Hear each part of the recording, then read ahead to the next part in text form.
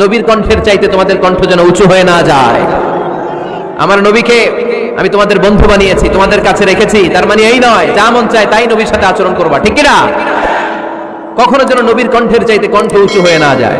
যদি নবীর গলার আওয়াজের চাইতে তোমাদের গলার আওয়াজ উঁচু হয়ে যায়, তোমাদের জীবনের সব নেক আমলগুলোকে আমি বাতিল করে দেব। আল্লাহ ধমক দিয়ে বললেন, খবরদার, ইয়া আইয়ুহাল্লাযীনা আমানু লা তারফাউ আসওয়াতাকুম ফাওকা সাওতিন নবী ওয়া লা তাজহারু লাহু বিল কওলি কাজহরি বা'দিকুম লিবা'দিন আন তাহবাতা আ'মালুকুম ওয়া আনতুম লা তাশউরুন। বলেন সুবহানাল্লাহ। আল্লাহ বললেন, খবরদার, আমার নবীর কণ্ঠের চাইতে যেন তোমাদের কণ্ঠ উঁচু হয়ে না যায়। আমার হাবিবের কণ্ঠের চাইতে তোমাদের কণ্ঠ যদি উঁচু হয়ে যায়, বেয়াদবি হয়ে যাবে, ফলে তোমাদের সব নেক আমল বাতিল করে দিবে কে?